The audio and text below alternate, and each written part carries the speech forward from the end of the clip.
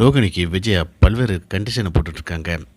இனிமேல் உன்னுடைய மொபைலை என்கிட்ட கொடுக்கணும், நான் செக் பண்ணுவேன் டெய்லி. யார் யார்கிட்ட பேசுகிற, நீ யார் யாருக்கெல்லாம் பணம் அனுப்புகிற, யார் யார்கிட்டேருந்து உனக்கு பணம் வருது, எல்லாத்தையும் நான் தான் செக் பண்ணுவேன் அப்படிங்கிற மாதிரி சொல்கிறாங்க. நான் சொல்கிறது தான் நீ கேட்டு நடக்கணும் அப்படிங்கிற மாதிரி ரொம்ப ஸ்ட்ரிக்டாக சொல்லிட்டு இருக்காங்க. எல்லாத்துக்கும் மறுபேச்சு பேசாமல் ரோகிணி சரிங்கத்த அப்படிங்கிற மாதிரி சொல்லிட்டு இருக்காங்க. ரோகிணியோட மொபைல் வாங்கி விஜயா செக் பண்ணிட்டு இருக்காங்க. அந்த நேரம் ரோகிணிக்கு ஒரு ஃபோன் கால் வருது. அவங்க வேறு யாரும் இல்லை, ரோஹிணியோட அம்மா தான் கால் பண்ணுறாங்க. என்னம்மா கல்யாணி, எப்படி இருக்க, நல்லா இருக்கியா, பிரச்சனைலாம் வீட்டில் எப்படி போயிட்டுருக்குது, உன் பையன் உன்னையே தான் கேட்டுட்ருக்கிறான் அப்படின்னு சொல்லிட்டு பேச ஆரம்பிக்கிறாங்க. இதை கேட்ட விஜயா, என்னது, யார் நீங்கள் அப்படின்னு சொல்லிட்டு கேட்குறாங்க. உடனே ஃபோனை கட் பண்ணிடுறாங்க. யார் இது, கல்யாணியா அப்படின்னு சொல்லி கேட்குறாங்க. அப்படின்ட்டு விஜயா ரோஹிணியை பார்த்து கேட்குறாங்க.